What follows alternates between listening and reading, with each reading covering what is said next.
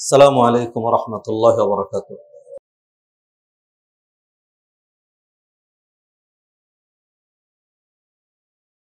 إن الحمد لله حمدا كثيرا طيبا مباركا فيه ولك الحمد كله ولك الشكر كله وبيدك الخير كله وإليك يرجع الأمر كله ولك الحمد بالإيمان ولك الحمد بالإسلام ولك الحمد بالقرآن ولك الحمد الذي خلق الإنسان في أحسن تقويم ولك الحمد الذي خلق كل شيء أحسن ولك الحمد الذي خلق الموت والحياة ليبلوكم أيكم أحسن عملا ولك الحمد الذي جعل لكم الأرض فراشا والسماء بناء وأنزل من السماء ماء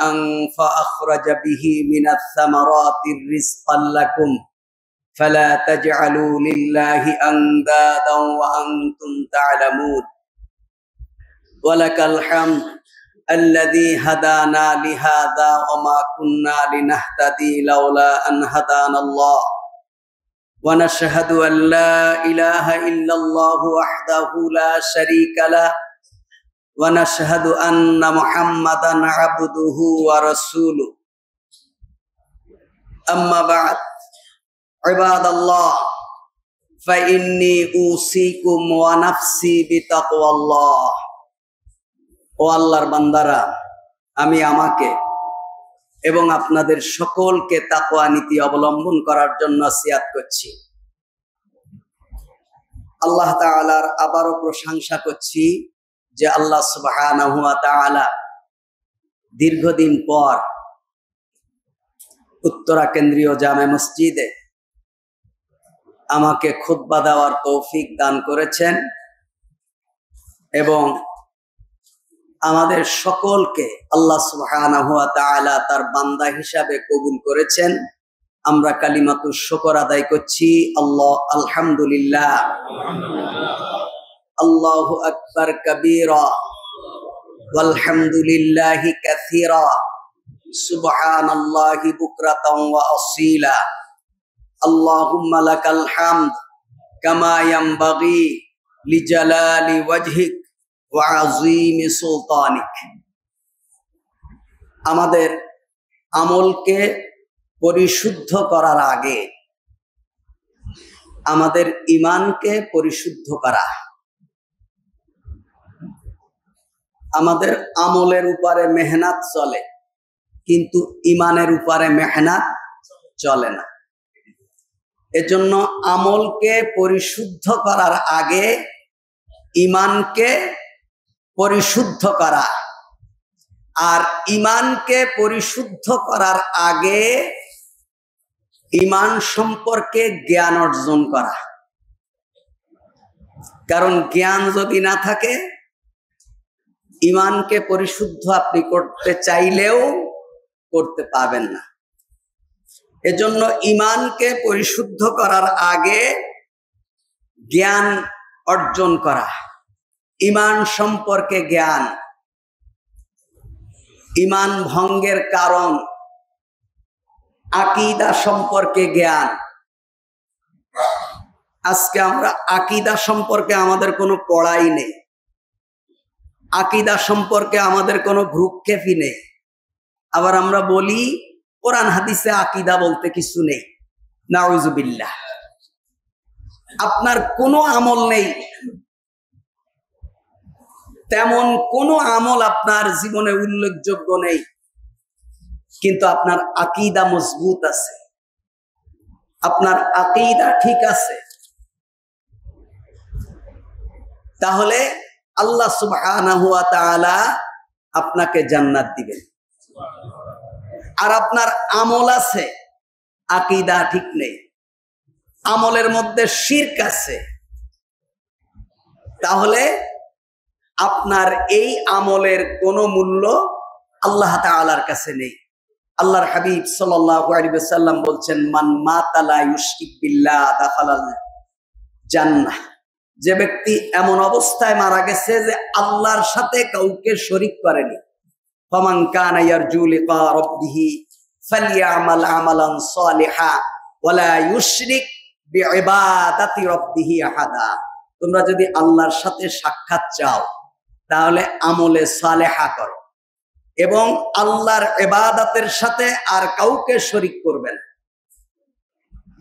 এজন্য আমল আমাদের যত সামান্য হোক, কিন্তু আকীদা, ঈমান এগুলো আমাদের ঠিক থাকতে হবে। আল্লাহ রাসূল বলছেন, মান মাতা ইউশরিক বিল্লাহ দাখালান নার। যে ব্যক্তি এমন অবস্থায় মারা গেছে তার আমলের মধ্যে শিরক আছে, তার আকীদার মধ্যে শিরক আছে, সে ব্যক্তি জাহান্নামী। আল্লাহর হাবিব সাল্লাল্লাহু আলাইহি ওয়াসাল্লাম বলছেন, ইয়াতি আহাদুকুমুশ শায়তান ফায়াকুলু মান খালাকা কাযা মান খালাকা কাযা মান খালাকা কাযা। একটা শয়তান আপনার কাছে আসবে, এসে মনের মধ্যে বলবে যে এইটা কে সৃষ্টি করেছে? আপনি বলবেন আল্লাহ। আবার বলবে এই আকাশ কে সৃষ্টি করেছে? মনের ভিতরে ওয়াসওয়াসা দেবে, আপনি বলবেন আল্লাহ। হাত্তা ইয়াকুলু মান খালাকাল্লাহ। তখন শয়তান বলবে এটা আল্লাহ বানাইছে, ওইটা আল্লাহ বানাইছে। তাহলে তোমার আল্লাহরে কে বানাইছে? ফাইদা বালাগাহু ফাস্তাইজ বিল্লাহ। আল্লাহ রাসূল বলছেন, যখন এই শব্দ পর্যন্ত তোমার মনের মধ্যে পৌঁছায় যাবে তখন তুমি পড়ো আউযু বিল্লাহ। কারণ তুমি তখন মনে করো যে শয়তান তোমাকে ওয়াসওয়াসা দিচ্ছে। তাহলে এই জ্ঞান যদি আপনার কাছে না থাকে তখন আপনি কি বলবেন? আপনার কাছে তো জ্ঞান নেই। এই ঈমান সম্পর্কে, আকীদা সম্পর্কে পড়া না থাকার কারণে 2-3 জন আলেম যারা কওমি মাদ্রাসায় সর্বোচ্চ ডিগ্রি নিয়েছে, তার মধ্যে একজন আলেম আছেন আমাদের এই দারুল উলুম ঢাকা হুজুরের ছাত্র। উনি একদিন আমারে গল্প করতে করতে বলছিলেন, মুফতি মাসুদ সাহেব এই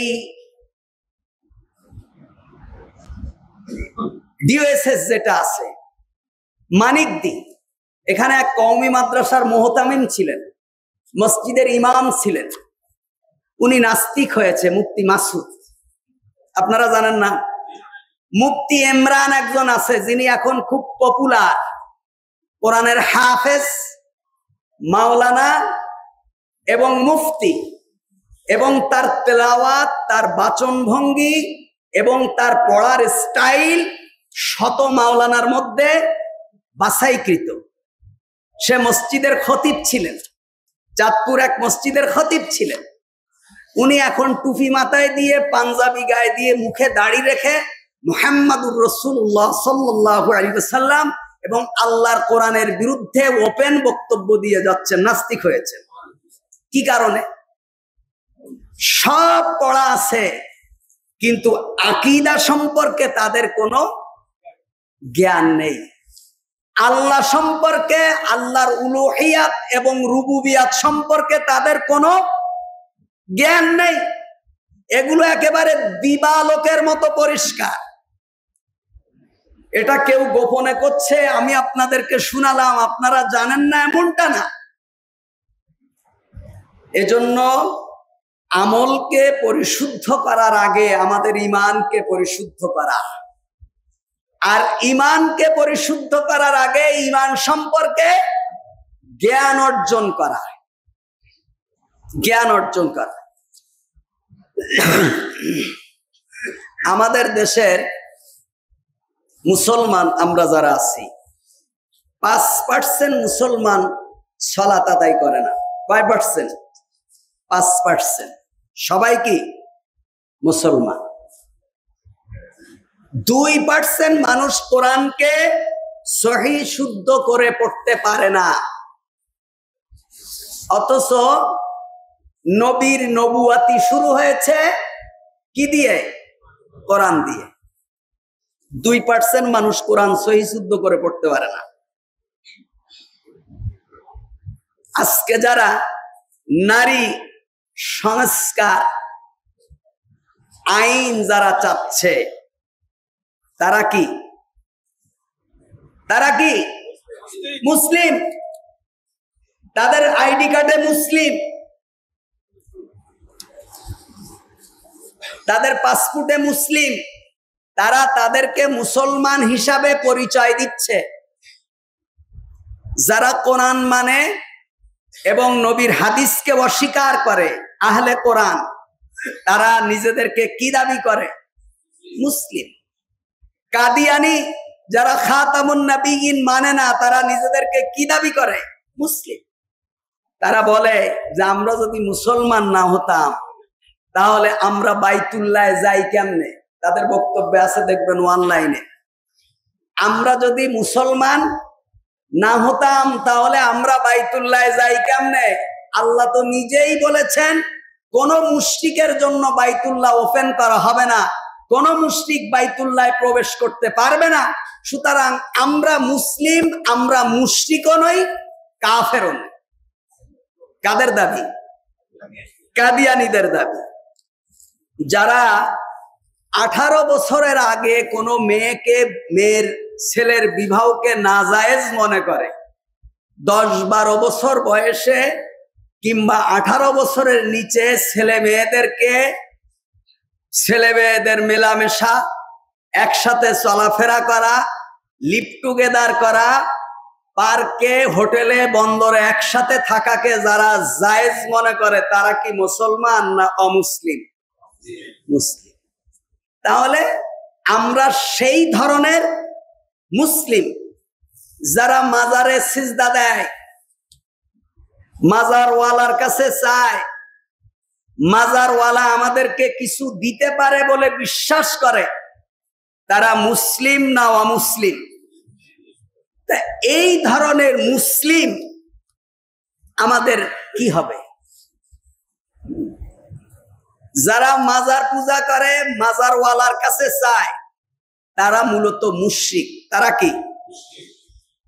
তাহলে এক মুশরিকে আরেক মুশরিকের ধ্বংস চায়। যে মুশরিক মাজারওয়ালার কাছে চায়, যে মুশরিক মাজারওয়ালা কিছু দিতে পারে মনে করে, যে মুশরিক মাজারওয়ালার ঐশ্বরিক ক্ষমতা বিশ্বাস করে, এই মুশরিক ইসরায়েলের ইহুদি মুশরিকদের পতন চায়। ওরা হলো ওয়াকালাল ইয়াহুদ উযাইর ইবনুল্লাহ, ওয়াকালান নাসারা মাসীহ ইবনুল্লাহ। আল্লাহ বলছেন যে ইহুদিরা উযাইরকে আল্লাহর বেটা মনে করে, ওরা মুশরিক। যারা মাজার পূজা করে, মাজারে সিজদা দেয়, মাজারওয়ালার কাছে চায়, মাজারওয়ালার কাছে প্রার্থনা করে, এরাও কি? মুশরিক। কয়েকদিন আগে পাগলা বাবার মাজার দান বাক্স খোলা হলো, সর্বশেষ। দান বাক্সের মধ্যে অনেকেই চিঠি দিয়েছে, চিঠির ভিতরে নিজেদের আকুতি মিনতি জানাইছে। তার মধ্যে একজন চিঠি দিয়েছে, ডক্টর ইউনূস যেন 5 বছর ক্ষমতায় থাকে। আপনারা জানেন এই চিঠি? না আমি মিথ্যা কথা বলছি? অনলাইনে সার্চ দেবেন, চিঠিটারে আমি স্ক্রিনশট দিয়ে মোবাইলে রেখে দিছি। আরেকজনেরা পাগলা বাবার কাছে আকুতি জানাইছে বিএনপি যেন ক্ষমতায় আসে। আচ্ছা, ইউনূস ক্ষমতায় আসুক, থাকুক আর না থাকুক, ওই ব্যক্তি কি হয়ে গেছে? কি হয়ে গেছে? মুশরিক হয়ে গেছে। আরেক ব্যক্তি, অনেকেই তো অনেক চিঠি দিয়েছে নিজেদের প্রিয়তমাকে পাওয়ার জন্য। আরেক মহিলা চিঠি লিখছে যে তার স্বামী যদি বেহেশত যায়, আল্লাহ যেন তাকে হুর না দেয়। আমি কি মিথ্যা কথা বলছি? হেই বেচারা রাত 3টা-4টা পর্যন্ত কেন্দ্রীয় মসজিদে কিয়ামুল লাইল করছে, রোজা রাখছে, এত হজ করছে, যাকাত দিছে, এত কষ্ট করছে, বেহেশত গেলে হুর পাওয়ার জন্য। আর ওর বউ আল্লাহর কাছে আগেই জানাই থুইছে যেন ওর স্বামী বেহেশত গেলে ওকে যেন হুর দেওয়া না হয়। আউযু বিল্লাহি মিনাশ শাইতান। এইগুলো যারা চায়, এইগুলো যারা বলে, তারা কি মুশরিক না মুসলিম? এক মাওলানা ওয়াজ করতে উঠছে, উঠে বলছে আল্লাহ নামের বান্দা হইয়া বাইসা থাকার ইচ্ছা নাই, মুর্শিদ নামের কাফের হইয়া আমি যেন মইরা যাই। যেই মাওলানা এই ওয়াজ করছে, শুরুতে নাহমাদুহু ওয়া নুসাল্লি আলা রাসূলিল কারীম, যা পড়ার দরকার পড়ছে, নবীর উপরে দুরূদও পড়ছে, ওয়াজের শেষে ওয়া আখিরু দাওয়ানা আনিল হামদুলিল্লাহি রাব্বিল আলামিন বলছে। কিন্তু ভিতরে কি বলছে? আল্লাহ নামের বান্দা হইয়া বাইসা থাকার ইচ্ছা নাই, মুর্শিদ নামের কাফের হইয়া আমি যেন মইরা যাই। দেখবেন অনলাইনে আছে এই ওয়াজ, এই কবিতা সার্চ দিলেই অনলাইনে পাবেন। কাবা ঘরের খাদেম হয়ে থাকার আমার ইচ্ছা নাই, মুর্শিদ বাবার পায়খানাতে আমি যেন চাকরি পাই। আপনি বলবেন এই ওয়াজ কেন্দ্রীয় মসজিদে করে লাভ কি? এই ওয়াজ কেন্দ্রীয় মসজিদে করে এই কারণে লাভ, আপনাদের যাতে কখনো মনে না হয় যে এই ওয়াজের থেকে ওই ওয়াজ ভালো। আপনাদের আকীদাকে মজবুত করার জন্য আমি আগেই বলছি যে ঈমান সম্পর্কে যদি জ্ঞান না থাকে, হাফেজ, মাওলানা, মুফতি, মুহাদ্দিস এরা যদি নাস্তিক হয়ে যায়, সাধারণ মানুষরা নাস্তিক হওয়ার কি অসম্ভব ব্যাপার নাকি? নাউজুবিল্লাহ, খুবই স্বাভাবিক। এজন্য আমল আমাদের কম হোক, কিন্তু আমাদের ঈমানটা মজবুত হওয়া চাই। আল্লাহ তাআলা বলছেন ওয়ালা তাহিনু ওয়ালা তাহজানু ওয়া আনতুমুল আ'লাউনা ইন কুনতুম মুমিনিন। তোমাদের কোনো ভয় নেই, তোমাদের চিন্তারও কোনো কারণ নেই, তোমাদের বিজয় আসবে যদি তোমরা মুমিন হও, যদি তোমরা মুমিন হও। সুতরাং আমাদের বিজয় আসবে কিভাবে? গোটা দুনিয়ায় আজ মুসলমানরা মার খাচ্ছে, কারণ কি? আমরা যারা কাফেরদের বিরুদ্ধে স্লোগান দিয়ে ফিলিস্তিনের পক্ষে কথা বলছি, আমাদের মধ্যে 2% লোক কোরআন পড়তে পারে না। আমাদের মধ্যে 2% লোক জামাতের সাথে নামাজ আদায় করে না। আমরা যারা আন্দোলন করছি, আমাদের মধ্যে 2% লোক ঈমান সম্পর্কেই জানে না। আল্লাহ তাআলা আমাদের বিজয় দেবেন কিভাবে? এজন্য ভাইরা আমার, আমাদের ঈমান সম্পর্কে, আমল সম্পর্কে আমাদের জ্ঞান অর্জন করা, তা না হলে এই ফিতনার সময় কোরআন হাদিসের অপব্যাখ্যা দিয়ে মুসলিম উম্মাহকে আজকে নাস্তিকতার দিকে, ইসলামের বিপক্ষে মুসলমানদের সন্তানদেরকে বিশেষ করে নিয়ে যাচ্ছে। মুসলিমের সন্তানরা আজকে জানছে নামাজ না পড়লে কোনো অসুবিধা নেই। প্রচলিত যে নামাজ, এটা আসলে কোরআন হাদিসের নামাজ না, এটা হলো আলেমদের বানানো নামাজ। তারা যাতে এই নামাজ পড়ে মসজিদে ইমামতি করে একটা টাকা কামাইতে পারে, এই জন্য এই নামাজের প্রচলন করা হয়েছে। আসলে এটা কোরআনে যে নামাজের কথা বলা হয়েছে, সালাতের কথা বলা হয়েছে, এই সালাত সেই সালাত নয়। আমি বিশ্বাস করি আলহামদুলিল্লাহ আমাদের এখানে যারা সালাত আদায় করেন, কিছু মানুষরে তো পিটাইলেও এই মসজিদে এসে নামাজ আদায় করবে না, পিটাইলেও এই মসজিদে নামাজ পড়বে না। কারণ কি? তারা মনে করে এটা হলো অন্য কোনো মানে গ্রুপের, এটা মুসলমানদের মসজিদ না। নাউজুবিল্লাহি মিন যালিক।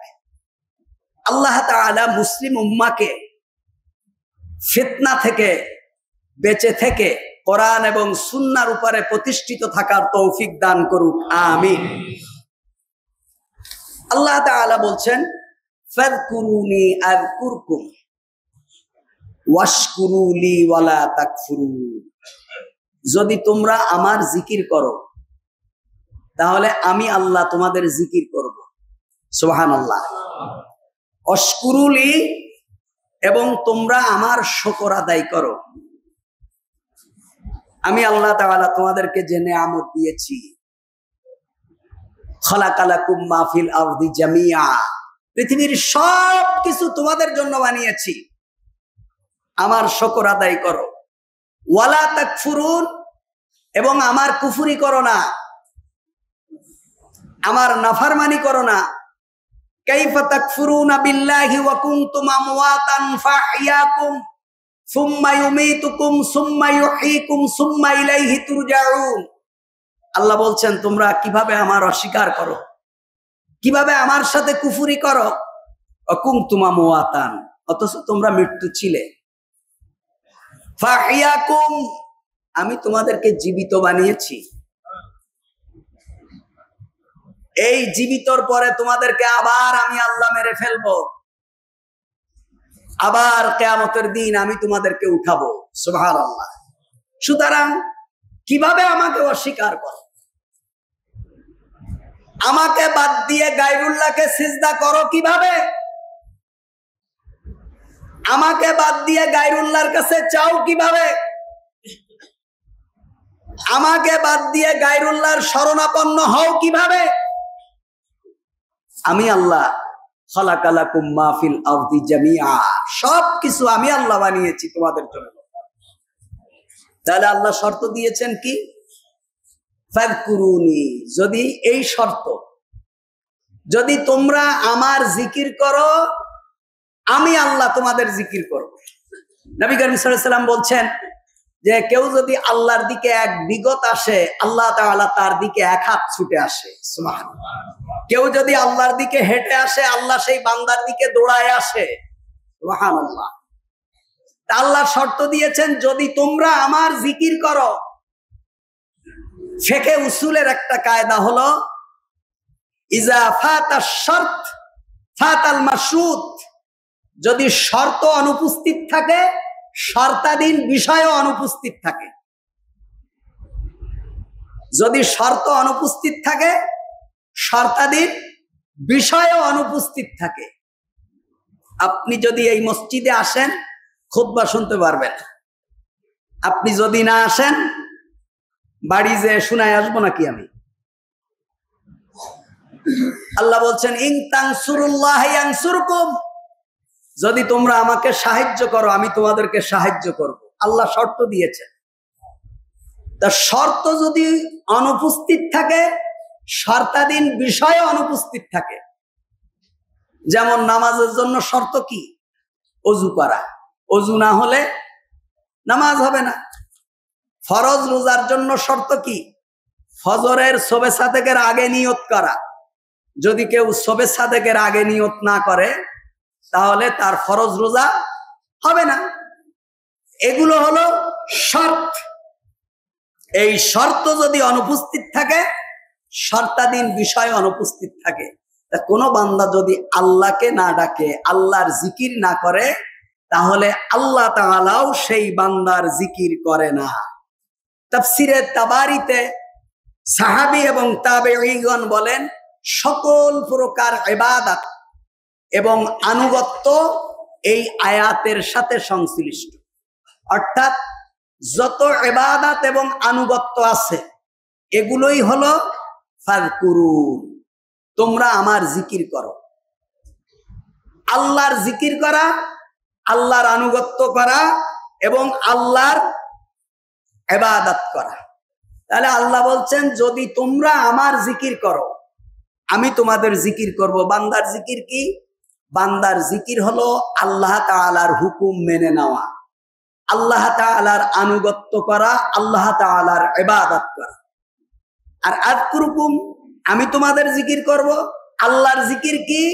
আল্লাহর জিকির হলো বান্দা যদি আল্লাহর ইবাদত করে, আল্লাহর আনুগত্য করে, আল্লাহর হুকুম মানে, এই বান্দাকে ক্ষমা করে দিয়ে তাকে পুরস্কৃত করা, এটা হলো আল্লাহর জিকির। সুবহানাল্লাহ।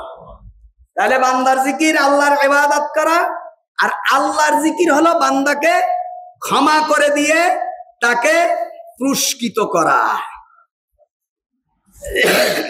আল্লামা ইবনু রাবিয়া এবং ইবনু আব্বাস বলেন, জিক্রুল্লাহ শব্দের অর্থ হলো সকল প্রকার ইবাদত।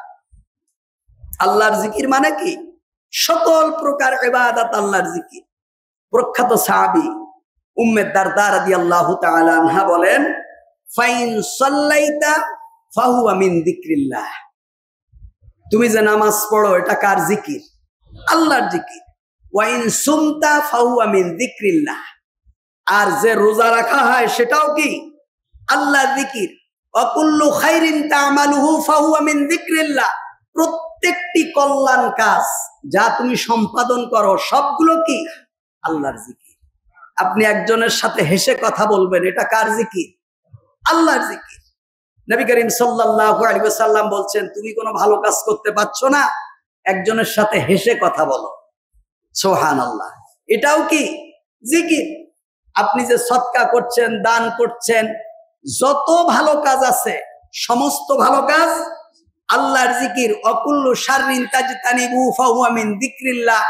আর প্রত্যেকটা খারাপ কাজ যা থেকে তুমি বিরত থাকো সেগুলোও কি?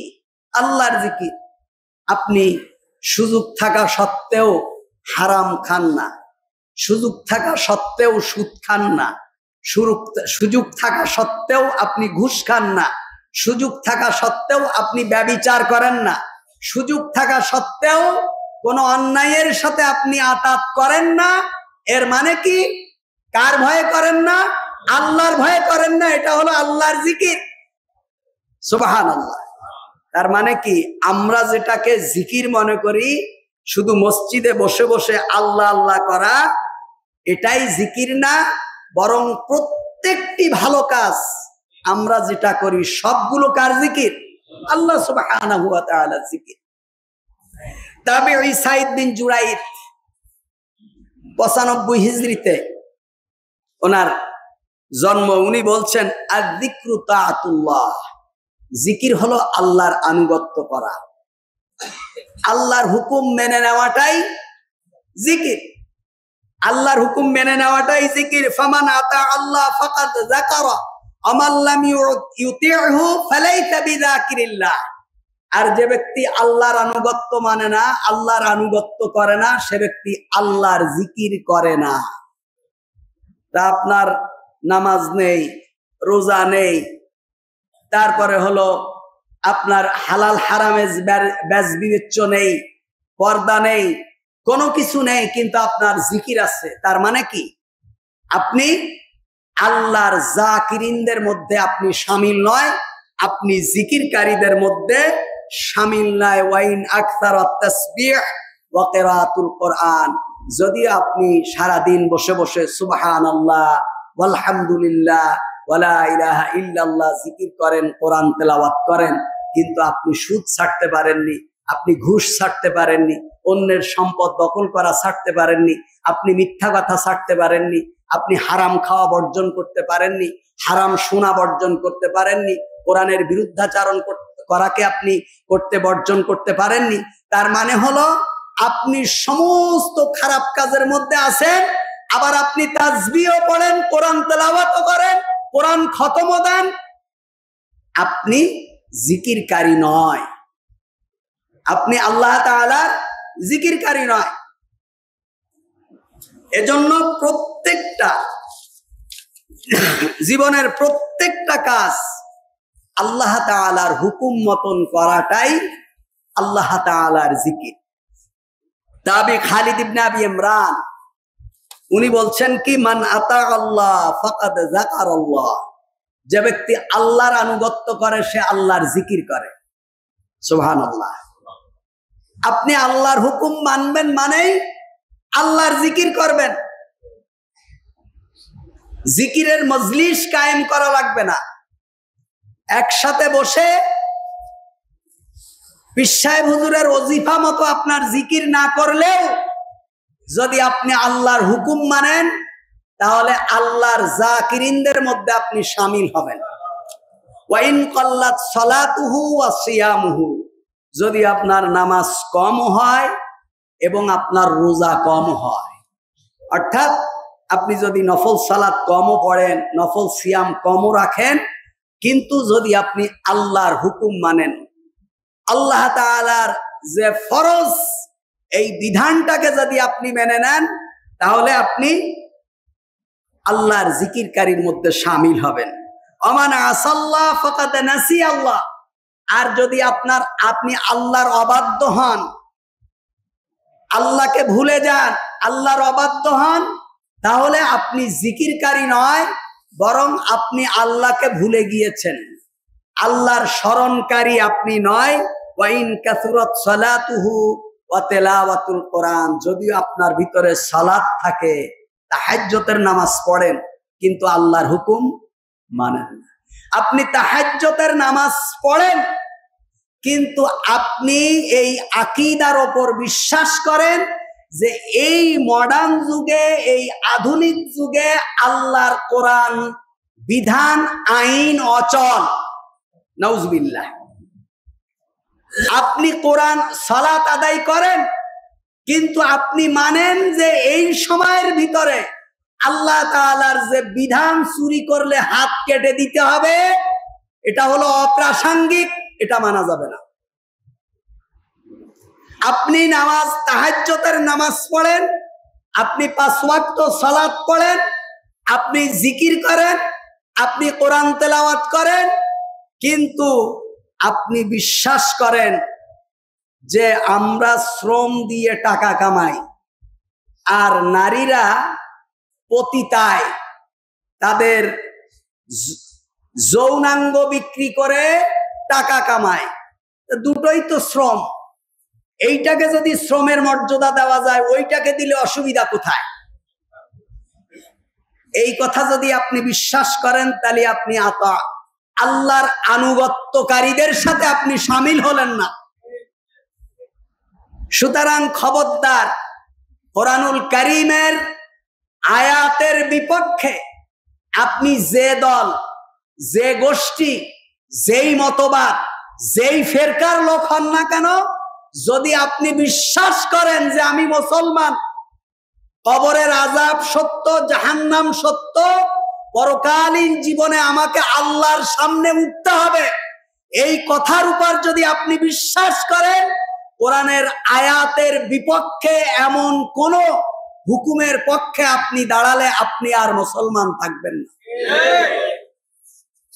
আপনি যে দল করেন না কেন, আপনার দল আলাদা হতে পারে, আপনার মাযহাব আলাদা হতে পারে, আপনার সংস্কৃতি আলাদা হতে পারে, আপনার দেশ আলাদা হতে পারে, কিন্তু আপনি মুসলমান।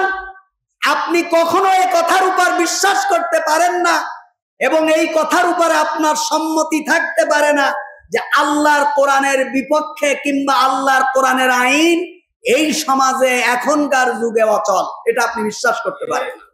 তাহলে আপনি আর কি থাকবেন না? মুসলমান থাকবেন না।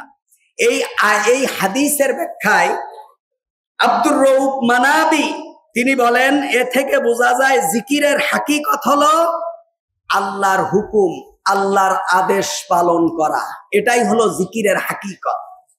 যেখানেই আল্লাহর আদেশ আছে, মুসলমান সেখানেই স্যালেন্ডার হয়ে যাবে। মুসলমান কি হয়ে যাবে? সেখানেই আনুগত্যের মাথা মস্তক অবনত করে দেবে। এটাই হলো আল্লাহ তাআলার জিকির। প্রখ্যাত তাবেঈ হাসান বসরি তিনি বলছেন, জিকির 2 প্রকার। একটা হলো মৌখিক জিকির, যেটা আমরা করি, সুবহানাল্লাহ, আলহামদুলিল্লাহ, কোরআন তেলাওয়াত, এগুলো হলো মৌখিক জিকির। আরেকটা কি? আল্লাহ তাআলা যা নিষেধ করেছেন তা ছেড়ে দেওয়া, এটা হলো জিকির। আদেশও যেমন জিকির, নিষেধও তেমন জিকির। ওমর ইবনে আব্দুল আজিজ রাহিমাহুল্লাহ তিনি কি বলছেন? তিনি বলছেন, ফালাইসা বিতাকওয়াল্লাহ, এটা তাকওয়া নয় যে আপনি রোজা রাখবেন এবং রাতে কিয়ামুল লাইল করবেন, বরং তাকওয়া কি? তাকওয়া হলো আল্লাহ তাআলা যা আদেশ করেছেন তা মেনে নেওয়া, এবং আল্লাহ তাআলা যা নিষেধ করেছেন তা ছেড়ে দেওয়া।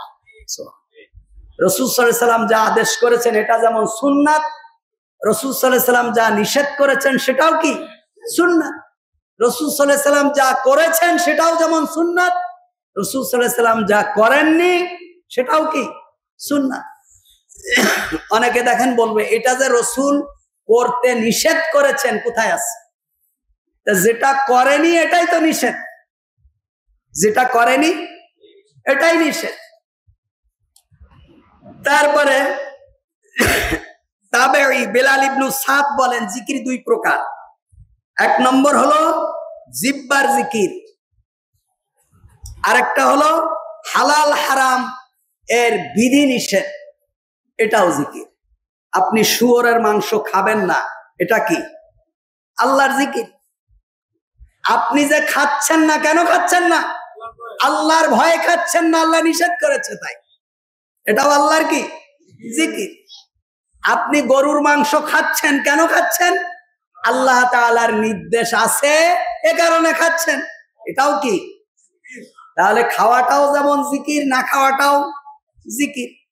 শোনাটাও যেমন জিকির, না শোনাটাও। কাউকে ভালোবাসাটা যেমন জিকির, ভালো না বাসাটাও জিকির।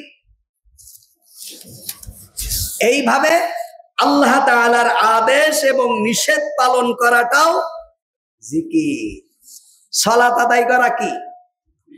ওয়াকিমিস সালাতা লিযিকরি, আল্লাহর জিকিরের জন্য সালাত আদায় করো। এই যে সালাত আদায় করে এটা কার জিকির? আল্লাহ তাআলা জিকির। জিকিরের অর্থ আমরা বুঝি না। আল্লাহ তাআলা জিকির করতে বলেছেন, এজন্য আমরা জিকির করি, আর অন্য কোনো কাজ আমাদের দরকার নেই। তার মানে কি আমরা জিকির যে কি এটাই আমরা বুঝি না। তাহলে আমরা যে প্রতিদিন সালাত আদায় করি, আমরা কার জিকির করি? আল্লাহ তাআলার জিকির করি। আল্লাহ তাআলা বলছেন ফাইজা আফাসতুম মিন আরাফাতিন ফাযকুরুল্লাহা ইনদাল মাশআরিল হারাম, তোমরা যখন আরাফাত থেকে ফিরে আসবে তখন মাশআরিল হারামের নিকট অর্থাৎ মুজদালিফায় আল্লাহর জিকির করো। তা মুজদালিফায় আল্লাহর কি জিকির করবে? মুজদালিফায় যে তাসবিহ যা আছে, সুবহানাল্লাহ, আলহামদুলিল্লাহ, এটা তো নফল, এটা তো ফরজ না। মুজদালিফায় আল্লাহর জিকির কি? মুহাদ্দিসিনে কেরাম বলছেন মাগরিবের সালাত এবং আসরের সালাত, আল জামউ বাইনাস সালাতাইন, দুই সালাতকে একত্রিত আদায় করা, এটা কি আল্লাহর জিকির। কারণ হলো কি, ফরজ নামাজে সালাত হাজিদের হজ সংক্রান্ত বিধান। কি বিধান? হজ সংক্রান্ত বিধান। মাগরিব আর এশা, না মাগরিব আর এশা একত্রে আদায় করা। তারপরে আবু সাঈদ খুদরি রাদিয়াল্লাহু তাআলা আনহা বলছেন মান ইস্তাইকাযা মিনাল লাইল ওয়া আইকাযা ইমরাতাহু ফাসাল্লায়া রাকাতাইনি জামিআ কুতিবান মিনাজ যাকিরিন আল্লাহ ওয়াজ যাকিরাত। বলছে যদি কোনো ব্যক্তি রাতে ঘুম থেকে উঠে এবং তার স্ত্রীকে জাগিয়ে তোলে এবং দুইজন মিলে 2 রাকাত নামাজ আদায় করে, তাহলে আল্লাহ তাআলার দরবারে জিকিরকারী এবং জিকিরকারী গণের খাতায় তারা শামিল হবে। সুবহানাল্লাহ। নবী করিম সাল্লাল্লাহু আলাইহি ওয়াসাল্লাম বলেছেন যে কোন পুরুষ যদি তাহাজ্জুদের সালাতে ওঠে তার স্ত্রীর মুখে পানি ছিটায় দেবে, আর স্ত্রী যদি আগে ওঠে তার মুখে কি দেবে? পানি ছিটায় দেবে। দুইজনেই তাহাজ্জুদের সালাত একসাথে আদায় করবে। তাহলে কি হবে? দুইজনের নামকে আল্লাহ তাআলা জিকিরকারী এবং জিকিরকারী গণের খাতায় শামিল করবেন। তাহলে রাতে উঠে সালাত আদায় করা, এটা কি আল্লাহ তাআলা জিকির করা। আল্লাহ তাআলা বলছেন ওয়াজকুর ইসমা রাব্বিকা বুকরাতাও ওয়া আসিলা, সকাল এবং সন্ধ্যায় আল্লাহ তাআলার জিকির করো। এখন সকালে আল্লাহ তাআলার জিকির এবং সন্ধ্যায় আল্লাহ তাআলার জিকির, এই আয়াতের অপব্যাখ্যা করে ফজরের পরে এলান হয় এখন জিকির হবে, জিকিরের মজলিস হবে, মাগরিবের পরে জিকির হালকায় জিকির হবে। এখানে কি আল্লাহ তাআলা সেই কথা বলেছেন? কি বলেছেন? আমরা ইমামদের কাছ থেকে নেব, আমরা সাহাবাদের মতামত নেব যে এখানে কি বলেছেন। প্রখ্যাত সাহাবী ইবনু সাঈদ বলেন, সকালের জিকির মানে সলাতুল ফজর। সকালের জিকির মানে কি? সলাতুল ফজর। আর বিকালের জিকির মানে সলাতুল আসর। তাহলে ফজরের নামাজ পড়া মানে সকালের জিকির করা, আসরের নামাজ পড়া মানে বিকালের জিকির করা। ইমাম তাবারি সকালবেলা সকালের জিকির এবং বিকালের জিকির বলে ফজর, জোহর এবং আসরের সালাতকে বুঝিয়েছেন। ইমাম আল্লামা কুরতুবী রাহিমাহুল্লাহ সকালের জিকির বলে ফজরের সালাতকে বুঝিয়েছেন, আর বিকালের জিকির বলে জোহর এবং আসরের সালাতকে বুঝিয়েছেন।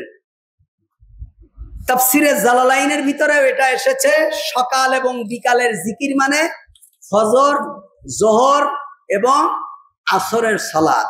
তার মানে যে ব্যক্তি ফজরের সালাত পড়লো সে ব্যক্তি কার জিকির করলো? আল্লাহ তাআলার জিকির করলো। যে ব্যক্তি জোহর এবং আসরের সালাত পড়লো সে ব্যক্তি কার জিকির করলো? আল্লাহ তাআলার জিকির করলো। এই যে এখন হজের সিজন, যারা হজে যাবেন, এই হজে যাওয়ার সৌভাগ্য যাদের হয়েছে, এখন তো হজে অনেক টাকা খরচ, অনেকের বহু টাকা আছে, কিন্তু হজে যেতে পারে না। হজে যেতে পারে না। চার দোকানে বসে বসে গল্প দেয়, আমার এক ছেলে ইটালি থাকে, আরেক ছেলে লন্ডনে পড়াশোনা করে। ভাই, আপনি কি আল্লাহর ঘর বাইতুল্লাহ গিয়েছেন? এখনো তৌফিক হয়নি, কেবল ছেলেরা তো টাকা পয়সা কামায়, ইনশাআল্লাহ ভবিষ্যতে যাওয়ার ইচ্ছা আমার আছে। বলে না? বলে না? আমার এক ছেলে লন্ডনে থাকে, আরেক ছেলে ইটালি থাকে, গল্প করে। এখানে গল্প করার কি আছে? তোমার ছেলে ইটালি থাকে, তা কি হয়েছে? ইটালি যারা জন্মাইছে, যারা জন্মগ্রহণ করেছে ইটালি, যারা জন্মসূত্রে লন্ডনের নাগরিক, তাদের কি হয়েছে? এই ইটালি তো কত কাফেরও বাস করে, এই লন্ডনে তো কত নাস্তিক কাফের বাস করে। অহংকার করার মতো কিছুই নেই। তার মানে হলো আল্লাহ তাআলা তাকে বাইতুল্লাহ এখনো নেননি। আল্লাহর হাবিব বলেছেন, যে ব্যক্তি সামর্থ্য থাকা সত্ত্বেও হজ করে না, আমি জানি না সে ব্যক্তি কাফের হয়ে মারা যাবে না মুশরিক হয়ে মারা যাবে। আমি জানি না, আমি বলতে পারবো না সে কাফের হয়ে মারা যাবে কিনা। হজ করার শর্ত কয়টা? হজ করার জন্য মান ইসতাতা ইলাইহি সাবিলা, হজের রাস্তার খরচ বহন করতে পারলেই তার উপর হজ ফরজ। টাকা দিয়ে বাড়ি করে, গাড়ি করে, ছেলে মেয়েদের প্রতিষ্ঠিত করে, হজ করে না। এই হজটা কার জিকির? আল্লাহ তাআলা বলছেন, ইন্নামা জুইলা রামিউল জিমা ওয়াস সা'য়ু বাইনাস সাফা ওয়াল মারওয়াতা লিইকামাতি যিকরিল্লাহ। যারা জামরায় কঙ্কর নিক্ষেপ করে এবং সাফা মারওয়ার মধ্যে সাই করার বিধান দেওয়া হয়েছে শুধুমাত্র আল্লাহ তাআলার জিকির প্রতিষ্ঠা করার জন্য। জামরায় যখন পাথর মারে, জামরায় পাথর মারার বিধান দেওয়া হয়েছে এবং সাফা মারওয়ায় সাই করার বিধান দেওয়া হয়েছে কেন? আল্লাহ তাআলার জিকির প্রতিষ্ঠা করার জন্য। তাহলে হজ করা কার জিকির? আল্লাহ তাআলার জিকির। কোরআনুল কারীম এটা কার জিকির? আল্লাহর জিকির। আল্লাহ রাসূল বলছেন, আফজলুল ইবাদাতি তিলাওয়াতুল কোরআন, সবথেকে উত্তম ইবাদত হলো কোরআন তেলাওয়াত করা। আর এর থেকে বেশি নেকি কিসে অর্জন করা যায়? আপনি এক আয়াত পড়বেন, শত শত লক্ষ লক্ষ নেকি এক আয়াত পড়লেই। আল্লাহ রাসূল বলছেন, মান করা আল কোরআন হারফান ফালাহু আশারু আমসালিয়া, যে একটা অক্ষর পড়বে 10টা নেকি পাবে। আল্লাহ রাসূল বলছেন, আল্লাহ তাআলা বলছেন যে একটা নেকি আদায় করবে, আমি আল্লাহ তাআলা তার 10 গুণ থেকে 700 গুণ বাড়িয়ে দেব। আমি যাকে ইচ্ছা বেগাইরি হিসাব, হিসাব ছাড়াই দেব। সুবহানাল্লাহ। তাফসীরুল কোরআন মাহফিলে আমি সব জায়গায় বলি, এক মাহফিলে 20 লক্ষ মানুষ হয়, হিসাব নিলে দেখা যাবে 2000 মানুষ কোরআন পড়তে পারে না। তা আপনি কোরআন পড়তে না পারলে আপনি তাফসির মাহফিলে যে লাভ কি? কিয়ামত পর্যন্ত যদি আপনি তাফসির মাহফিলে উপস্থিত না হন, আপনি জাহান্নামে যাবেন। জাহান্নামে যাওয়ার কোনো আশঙ্কা আছে কেউ যদি তাফসির মাহফিলে উপস্থিত না হয়? কিন্তু যদি আপনি কোরআন পড়তে না পারেন, আপনি জান্নাতে যাওয়ার কোনো আশা করা যায় না। এজন্য আল্লাহ তাআলা বলছেন কোরআন হলো জিকির। ইন্না নাহনু নাযালনা যিকরা ওয়া ইন্না লাহু লাহাফিজুন। এই জিকিরকে আমি নাজিল করেছি এবং এই জিকির সংরক্ষণের দায়িত্ব আমার। এই জিকির সংরক্ষণের দায়িত্ব আল্লাহ। সুতরাং যে জিকির আল্লাহ নাজিল করেছেন, এই জিকিরের নাম কি? কোরআনুল কারীম। ওয়া আনসালনা ইলাইকা যিকরা লিতুবাইয়িনা লিন-নাস মা নুযিলা ইলাইহিম। আমি আপনার উপর যে জিকির নাজিল করেছি যেন আপনি মানব জাতিকে সুস্পষ্টভাবে বর্ণনা করতে পারেন যা তাদের উপর নাজিল করা হয়েছে। তাহলে সবথেকে উত্তম জিকির কি? কোরআনুল কারীম। ওয়া হাযা যিকরুম মুবারাক। এটি একটি বরকতময় জিকির। সেটা কি? কোরআনুল কারীম। সুতরাং কোরআনও আল্লাহর কি? জিকির। এই যে 1 মাস পরেই কোরবানি দিবেন, এটা কার জিকির? লিয়াযকুরু ইসমাল্লাহি আলা মা রাযাকাহুম মিন বাহিমাতিল আনআম। আল্লাহ তাআলা বলছেন তোমাদের যে রিজিক হিসাবে আমি চতুষ্পদ জন্তু দিয়েছি তার উপরে আল্লাহর জিকির করো। তার উপরে কি করো? আল্লাহর জিকির করো। তার মানে সেটা জবাহ করার সময় কার নাম নাও? আল্লাহর নাম নাও। আল্লাহ তাআলা বলছেন ফাকুলু মিম্মা যুকিরা ইসমুল্লাহি আলাইহি। তোমরা সেইটা খাও যেইটার উপরে আল্লাহর নাম নেওয়া হয়েছে। তার মানে যেটাকে আল্লাহর নামে জবাহ করা হয়নি সেটা খাওয়া যাবে না। আল্লাহ রাসূল সাল্লাল্লাহু আলাইহি ওয়াসাল্লাম ঘরে প্রবেশ করার সময়ও আল্লাহর জিকির করতে বলেছেন। ইজা দাখালার রাজুলু বাইতাহু ফাযাকারাল্লাহ। যখন কোনো ব্যক্তি আল্লাহর ঘরে প্রবেশ করে সে কার জিকির করবে? আল্লাহর জিকির করবে। ঘরে প্রবেশ করার সময় আল্লাহর জিকির কি? আল্লাহ তাআলা বলছেন লা তাদখুলু বুয়ুতান গায়রা বুয়ুতিকুম হাত্তা তাস্তানিসু ওয়া তুসাল্লিমু আলা আহলিহা। তোমরা অন্যের ঘরে প্রবেশ করবে না যতক্ষণ পর্যন্ত তার কাছ থেকে অনুমতি না নাও এবং তাকে সালাম না দাও। তাহলে আরেকজনের ঘরে প্রবেশ করার আগে অনুমতি নেওয়া, এটা কি? আল্লাহর জিকির। কারো বাসায় যখন যাবেন, ভাই আমি কি আপনার বাসায় আসতে পারি, এটা কার জিকির? আল্লাহর জিকির। আপনি বললেন ভাই আপনার বাসায় কি আমি আসতে পারি, এই শব্দটা আপনার ভাষায় আপনি বলেছেন, জিকির হলো কার? আল্লাহ তাআলা। ওয়া তুসাল্লিমু, এবং তার পরিবারকে সালাম দেওয়া। তাহলে সালাম দেওয়াটাও কার জিকির? আল্লাহ তাআলার জিকির। এভাবে আপনি দৈনন্দিন জীবনে যত কাজ করবেন সবগুলো কার জিকির? আপনি ঘুমানোর সময় বলবেন আল্লাহুম্মা বিসমিকা আমুতু ওয়া আহইয়া। আপনি ঘুম থেকে যখন উঠবেন তখন বলবেন আলহামদুলিল্লাহিল্লাযী আহইয়ানা বা'দা মা আমাতানা ওয়া ইলাইহিন নুশুর। এটা কার জিকির? আপনি যখন বাথরুমে যাবেন তখন বলবেন আল্লাহুম্মা ইন্নী আউযু বিকা মিনাল খুবুসি ওয়াল খাবাইস। এটা কার জিকির? যখন বাথরুম থেকে বের হবেন তখন বলবেন গুফরানাকাল হামদুলিল্লাহিল্লাযী আযহাবা আন্নিল আযাবা ওয়া আফানি। এটা কার জিকির? আল্লাহর জিকির। কাউকে যখন দেখা হবে তখন সালাম দিবেন আসসালামু আলাইকুম। কার জিকির? যখন মুসাফা করবেন ইয়াগফিরুল্লাহু লানা ওয়া লাকুম। কার জিকির? যখন বুকে বুক মিলাবেন আল্লাহুম্মা জিদ মুহাব্বাতি লিল্লাহি ওয়া রাসূলি। কার জিকির?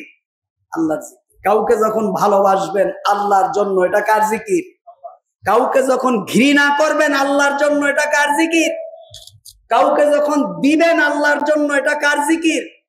কাউকে কিছু দেওয়া থেকে বিরত থাকবেন, এটাও কার জিকির? আল্লাহর জিকির। তার মানে হলো একটা মানুষের দৈনন্দিন জীবনের প্রত্যেকটি কাজ কার জিকির? আল্লাহ তাআলা জিকির। ফাযকুরুনি আযকুরুকুম ওয়াশকুরু লি ওয়ালা তাকফুরুন। যদি তোমরা আমার জিকির করো, আমি আল্লাহ তাআলা তোমাদের জিকির করব, আর তোমরা আমার শুকর আদায় করো, আমার কুফরি করো না। সুতরাং ভাইরা আমার, প্রথম যে কথাটা বলছিলাম, আমলের আগে আমাদের ইমান, আমলের মেহনত করার আগে আমাদের ইমানের উপরে মেহনত করা, আর ইমানের উপরে মেহনত করার আগে ইমান সম্পর্কে জ্ঞান অর্জন করা, আমাদের আকীদাকে মজবুত করা। আর না হলে চতুর্মুখী যে আক্রমণ, শয়তান যে আল্লাহর কাছে বলেছিল, রব্বুল আলামিন আপনি আমাকে শয়তান বানিয়েছেন, আমি ডান দিক থেকে, বাম দিক থেকে, সামনের দিক থেকে, পিছন দিক থেকে চতুর্মুখী আক্রমণ করব আপনার বান্দাদেরকে। আপনি তখন আপনার বান্দাদেরকে আপনার শুকর গুজারকারী হিসাবে পাবেন না। আল্লাহ তাআলা তখন বলেছিলেন, আমার যারা খাঁটি বান্দা হবে তোমরা তাদেরকে কিছুই করতে পারবে না। এই জন্য আজকের সময়, আজকের পৃথিবীতে কিছু মুসলিম তো মুশরিক, কিছু মানুষ তো আহলে কোরআন, প্রতিদিন মানুষ কাদিয়ানি হচ্ছে, প্রতিদিন মানুষ আহলে কোরআন হচ্ছে, প্রতিদিন মানুষ কোরআনের বিপক্ষে যাচ্ছে। এই সময়ের ভিতরে যদি আপনি ঈমান নিয়ে বাঁচতে চান, আলেমদের শরণাপন্ন হতে হবে, আলেমদের সাথে থাকতে হবে। আলেমরা কোরআন হাদিস সম্পর্কে আলেমদের কাছে জানতে হবে। আল্লাহ রসুল বলছেন, এ সময় কোরআন এবং সুন্নাহকে আঁকড়ে ধরতে হবে, আর না আপনাদের ব্রেনকে ওয়াশ করে ফেলবে। আপনি বুঝতেই পারবেন না কখন আপনি কাফের হয়ে গিয়েছেন।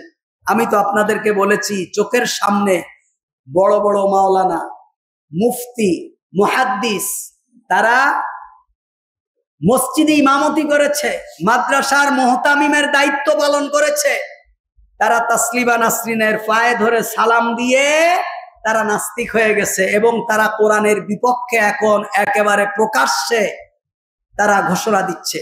আর তাদেরকে যারা সাপোর্ট করছে, কমেন্টস গুলো পড়লে দেখা যায় সবগুলো অধিকাংশ মুসলমান, যারা তাদেরকে বাহবা দিচ্ছে, উৎসাহ দিচ্ছে। নাউজুবিল্লাহি মিন যালিক। এজন্য ঈমান সম্পর্কে জানা দরকার, ঈমান সম্পর্কে আমাদের জ্ঞান অর্জন করা দরকার। আর ঈমানের আমল করার আগে সুন্নাহ সম্পর্কে জানা দরকার, কোনটা সুন্নাহ আর কোনটা বেদাত। তা যদি না হয় তাহলে আমরা কখন ঈমান হারা হয়ে যাব, আমরা কাফের হয়ে যাব, নাস্তিক হয়ে যাব। আমাদের সন্তানদেরকে যদি আমরা ইসলামী পরিবেশে বড় না করি, আমাদের সন্তানদেরকে যদি ইসলাম না শিখাই, তাহলে আমরা মারা যাব, পরবর্তী প্রজন্ম ইসলাম থেকে খারেজ হয়ে যাবে। আল্লাহ তাআলা ঈমান নিয়ে আমাদেরকে বেঁচে থাকার তৌফিক দান করুক, এবং আমাদের পরবর্তী প্রজন্মকেও আল্লাহ তাআলা ঈমানের উপরে টিকে থাকার তৌফিক দান করুক। আমিন। সুবহানাকাল্লাহুম্মা বিহামদিক, আশহাদু আল্লা ইলাহা ইল্লা আনতা, আস্তাগফিরুকা ওয়া আতুবু ইলাইহি। আউযু বিল্লাহি মিনাশ শাইতানির রাজীম। বিসমিল্লাহির রহমানির রহিম। ইয়া আইয়ুহাল্লাযীনা আমানুত্তাকুল্লাহ হাক্কা তুকাতিহি ওয়া লা তামুতুন্না ইল্লা ওয়া আনতুম মুসলিমুন। ওয়া ক্বালা আল্লাহু আইযান, ইয়া আইয়ুহান নাসুত্তাকু রাব্বাকুমুল্লাযী খালাকাকুম মিন নাফসিন ওয়াহিদা ওয়া খালাকা মিনহা যাওজাহা ওয়া বাসসা মিনহুমা রিজালান কাসীরান ওয়া নিসা ওয়াত্তাকুল্লাহাল্লাযী তাসালুনা বিহি ওয়াল আরহাম। ওয়া ক্বালা রাসূলুল্লাহি সাল্লাল্লাহু আলাইহি ওয়াসাল্লাম, আতাদরুনা মাল মুফলিস? قالوا المفلس فينا من لا درهم له ولا متاع. قال النبي صلى الله عليه وسلم, لا أن المفلس من أمتي من يأتي يوم القيامة بصلاة وصيام وزكاة ويأتي قد شتم هذا وقذف هذا وأكل مال هذا وسفك دم هذا وضرب هذا، فيعطى هذا من حسناتي وهذا من حسناتي، فإن فنيت حسناته قبل أن يقضي عليه أخذ من خطاياهم فتريت عليه ثم ترح في النار. بارك الله لنا ولكم في القرآن العظيم، ونفعنا وإياكم بالآيات والذكر الحكيم. أقول قولي هذا واستغفر الله العظيم فاستغفروه إنه هو الغفور الرحيم.